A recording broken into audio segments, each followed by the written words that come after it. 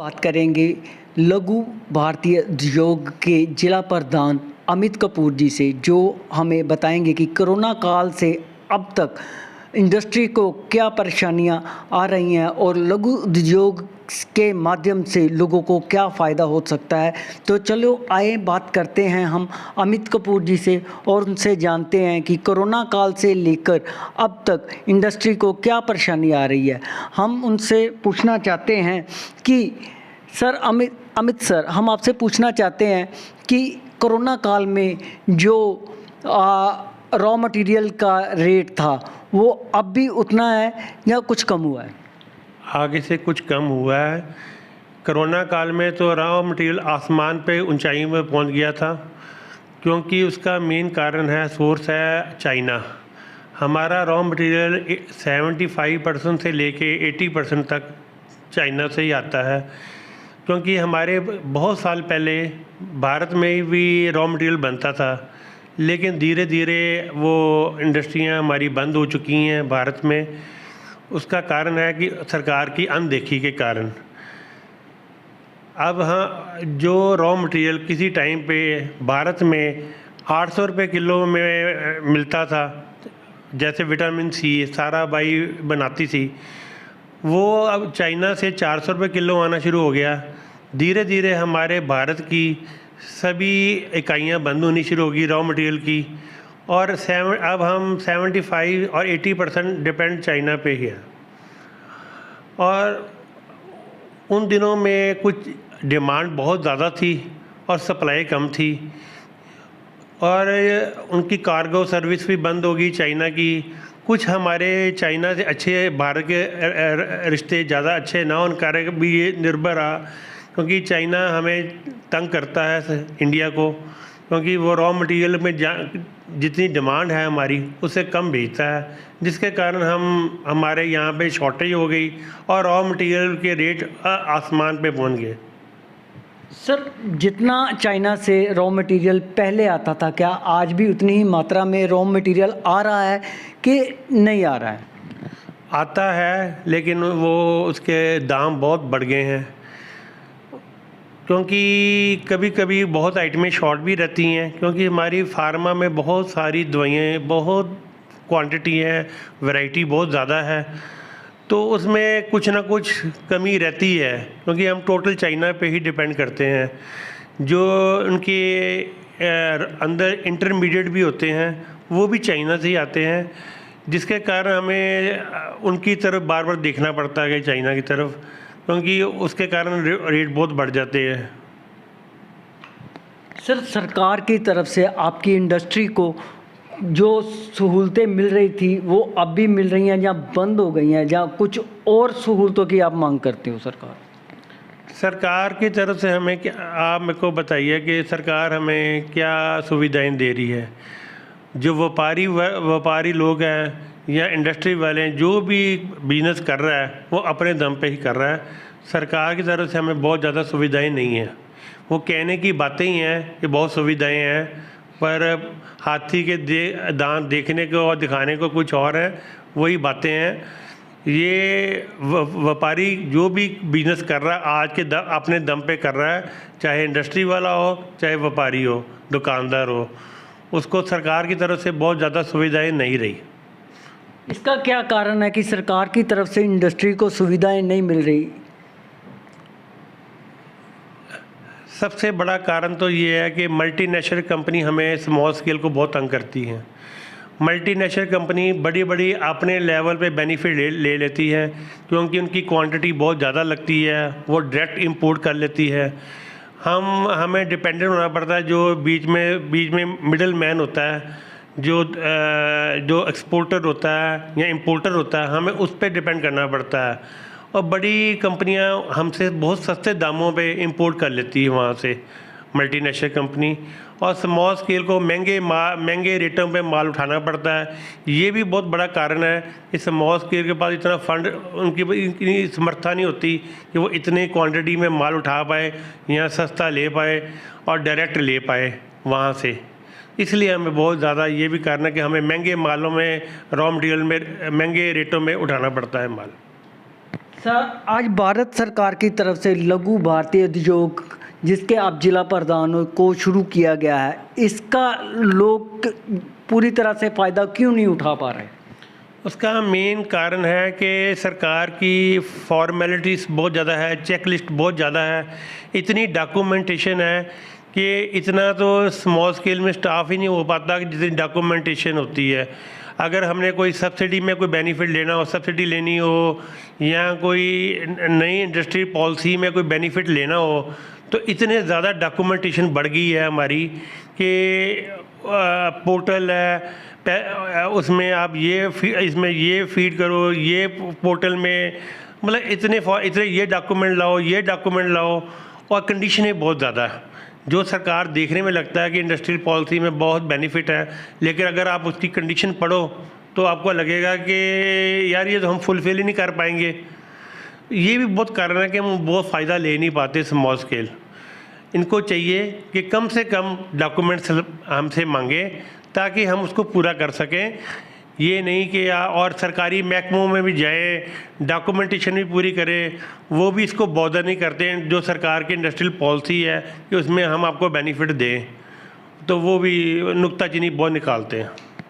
क्या सर आपको लगता है कि जिस कंडीशन में लघु उद्योग का लोगों को फ़ायदा लेना चाहिए, लोग उतनी समर्था में इसका फ़ायदा नहीं ले पा रहे? बिल्कुल ठीक कह रहे हैं जी आप।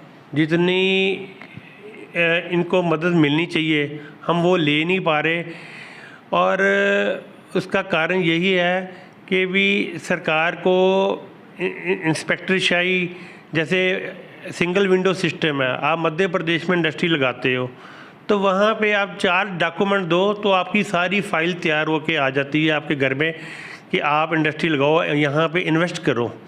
हमारे पंजाब में ये दिक्कत है कि हम सिंगल विंडो सिस्टम कहने में है, प्रोग्रेसिव पंजाब कहने में है। क्या प्रोग्रेसिव पंजाब में लोगों को वो बेनिफिट मिल रहा है जो सरकार बड़ी बड़ी बातें करती है कि आपको प्रोग्रेसिव पंजाब में अप्लाई करो, आपको सब्सिडी मिलेगी, ये मिलेगा, आपको स्टाम्प ड्यूटी वापस हो जाएगी? क्या ईजी है वो? और लोगों को इतने साल हो गए प्रोग्रेसिव पंजाब में अप्लाई किए हुए, उनको वो बेनिफिट मिल ही नहीं पा रहे। ये बहुत बड़ी बात है कि सरकार सीरियस नहीं है, और बच्चे हमारे जो नवयुवक है पढ़ लिख के सारे बाहर पलायन कर रहे हैं बाहर के कंट्रियों में। ये बहुत दुख की बात है। अगर स्मॉल स्केल इंडस्ट्री ख़त्म हो जाएगी तो बच्चे बेरोज़गार हो जाएंगे और चोरी चकारी बढ़ेगी, उसका कोई हमें लाभ नहीं होगा।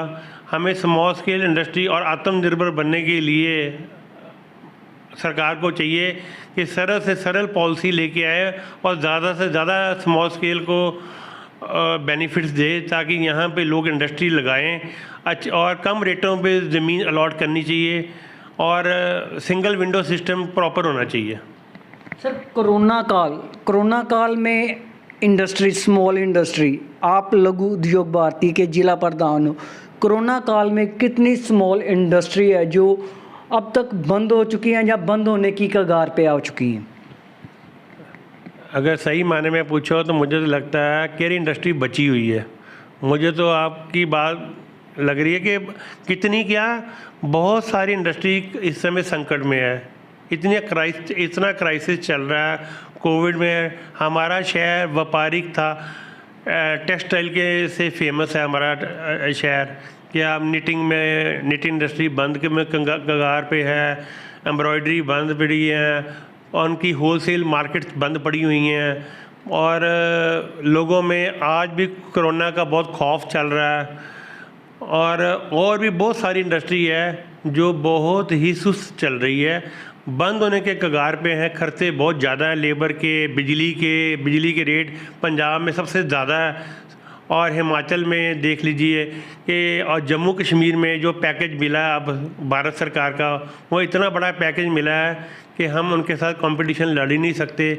और उनकी बिजली भी सस्ती है, और 15 साल के बेनिफिट भी आ गए, टैक्स फ्री हॉलीडेज़ आ गई हैं। कब पहले हमें हिमाचल ने मारा, 12-13 साल हमने सफ़र किया हिमाचल, उत्तराखंड, और हमें बेनिफिट्स मिले हुए थे।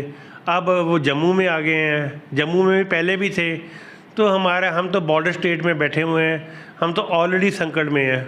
इतने क्राइसिस चलते हैं तो बिजली महंगी, हर चीज़ महंगी, ज़मीन महंगी, इंडस्ट्री यहाँ पे इन्वेस्टमेंट कोई आती नहीं ना। बड़ी बाहर की कंपनियां, कोई बड़ी मल्टीनेशनल कंपनियां कोई आ रही हैं, बातें बहुत होती हैं प्रोग्रेसिव पंजाब में, वो इन्वेस्ट कर रहा है इतना पैसा, वो कर रहा है। क्या आपको नज़र आ रहा है कोई पैसा पंजाब में लग रहा है?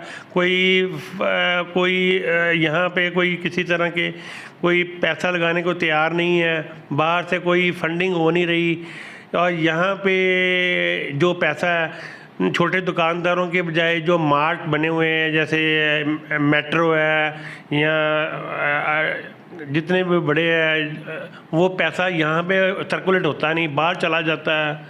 तो मतलब बेसिकली जो भी है यहाँ पे दुकानदारों की भी हालत बुरी है और इंडस्ट्री की भी हालत ख़राब है।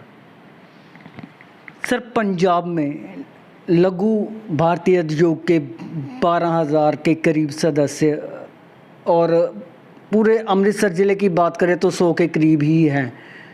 क्यों इतने कम लोग अभी तक लघु भारतीय उद्योग के साथ जुड़े हुए हैं और इनको बढ़ाने के लिए आपकी संस्था क्या कर रही है?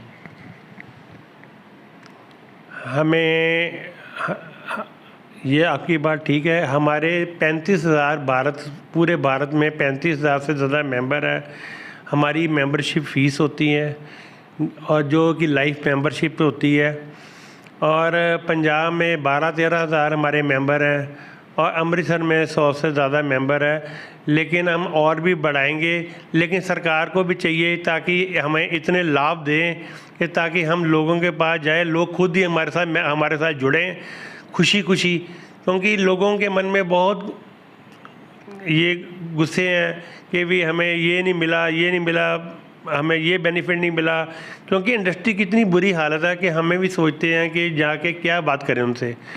क्या सर लोगों को अपना लघु भारतीय उद्योग के तरफ से क्या उनको अपना पैसा डूबने का डर रहता है, या क्या कारण है कि 125 करोड़ की आबादी वाला भारत देश में सिर्फ 35,000 ही लघु भारतीय उद्योग से जुड़े हैं? नहीं, भारत में और भी बहुत सारी संस्थाएं हैं जो व्यापारिक इंडस्ट्री संस्थाएं हैं, कोई लघु उद्योग भारतीय अकेली नहीं है। लोगों को सबसे बड़ा कारण है इंडस्ट्री लगाने से पैसे, उनके सबसे पैसे खतरे में रहते हैं, पेमेंट्स आती नहीं, सरकार अपने जीएसटी वगैरह टाइम पे ले लेती है, लोगों को रिफ़ंड मिलता नहीं और लोगों को पेमेंट्स आती नहीं है। लोगों को पता कि इतनी इन्वेस्टमेंट करके इस टाइम जो पैसे की हालत है आपको किसी से छिपी नहीं है। पैसे की इतनी मनी मार्केट टाइट है कि लोगों की पेमेंट्स आती नहीं है। लोग कहते हैं कैसे हम बिजनेस करेंगे जी। एक रूल बनना चाहिए कि अगर आपको व्यापारी को पैसे नहीं मिलते टाइम से, तो जो उसकी पेमेंट मारता है उसका आपने अब जीएसटी जो नंबर है ना वो ब्लॉक कर देना चाहिए। कोई सख्त रूल बनने चाहिए यहाँ पे ताकि व्यापारियों की पेमेंट टाइम से आए और वो आगे भी, उनको इतने ज़्यादा खर्चे होते हैं लेबर के, बिजली के, और भी इतने ज़्यादा टैक्स वगैरह भरने पड़ते हैं। अगर उनके पास पैसे ही नहीं होंगे तो कहाँ से इतना टैक्स भरेंगे और कैसे अपनी इंडस्ट्री चला पाएंगे। इन सभी परेशानियों के हल के लिए आप केंद्र सरकार और पंजाब सरकार से क्या मांग करते हैं? हम अपने व्यापारी भाई, इंडस्ट्री वाले भाई को दिक्कत आती है तो हम अपनी स्टेट जो हमारी है लघु उद्योग भारती के अपनी स्टेट के जो ऑफिस बेरर है, हम उनको लिख के भेजते हैं। वो आगे नेशनल प्रेसिडेंट को लिख के भेजते हैं कि जो समस्या है वो जो रिलेटेड मिनिस्ट्री में वो जाती है प्रॉब्लम लिखित में कि भी ये दिक्कत आ रही इंडस्ट्री में। हम लघु उद्योग भारती को कोई भी प्रॉब्लम, कोई भी मेंबर आके दिक्कत आती है, हम समय समय पर अनुसार उसको रिप्रेजेंटेशन बना के ऊपर भेजते रहते हैं। हमारी तरफ से पूरी कोशिश जारी रहती है कि इंडस्ट्री चलनी चाहिए। भारत में कोई भी इंडस्ट्री बंद नहीं होनी चाहिए और सभी बड़े फूलें, ताकि इंडस्ट्री के ऊपर ही डिपेंड करता है। क्योंकि जो बच्चे आके पढ़ के निकलते, इतनी नौकरियां नहीं है, वो खुद आत्मनिर्भर बने और इंडस्ट्री चलाए। और वुमेन एंटरप्रेन्योर भी खूब बड़े इतनी इंडस्ट्री लगाएं, उनको ज़्यादा लाभ मिलने चाहिए। और हर जाति को भी मिलने चाहिए ताकि वो इंडस्ट्री लगाएं। अब भारत सरकार के पास इतनी नौकरियां नहीं जितने बच्चे पढ़े लिखे हैं। आप देखते हैं नौकरियां चंद होती हैं, हज़ारों में लोग अप्लाई करते हैं। तो इतनी तो भारत सरकार के पास भी और स्टेट गवर्नमेंट के पास भी इतनी नौकरी है नहीं, इसलिए उनको आत्मनिर्भर बनने के लिए इंडस्ट्री ज़्यादा से ज़्यादा लगवानी चाहिए। सर, हम मांग क्या करते हैं केंद्र सरकार से और भारत सरकार से? हम डिमांड करते हैं जी, हमारी ये मांग है कि इंडस्ट्री के बहुत लिबरल चलना चाहिए। इंडस्ट्री के ऊपर ज़्यादा इंस्पेक्टरशाही नहीं होनी चाहिए, ताकि ज़मीनें सस्ती अलॉट करनी चाहिए और ज़्यादा से ज़्यादा लाभ देना चाहिए ताकि लोग अपन जो इन्वेस्टमेंट है वो हमारे देश में लगे, हमारे शहर में लगे, वो इन्वेस्टमेंट बाहर के कंट्रियों में ना जाए। ताकि सारा पैसा तो वो बाहर की कंट्रियों में जा रहा है, तो हमारे देश में तो आपको पता ही है जो बुरी हालत का यही कारण है कि इन्वेस्टमेंट तो सारे बाहर कंट्रीज़ में जा रहा है, यहाँ तो इन्वेस्टमेंट कोई करता ही नहीं है। आज हमने बात की लघु भारतीय उद्योग के जिला प्रधान अमित कपूर जी से, तो जिन्होंने हमें कोरोना काल से लेकर अब तक की सारी इंडस्ट्री की परेशानियों के बारे में अवगत कराया। और उन्होंने केंद्र सरकार और पंजाब सरकार से मांग की कि ज़्यादा से ज़्यादा वो इंडस्ट्री के लिए सहूलतें प्रदान करे, जिससे पंजाब की और पूरे भारत की जो स्मॉल स्केल इंडस्ट्री है वो आगे बढ़ सके, बंद ना हो। जो युवा अपना देश छोड़ के विदेशों में काम करने के लिए जा रहे हैं वो अपने देश में ही काम करें। धन्यवाद।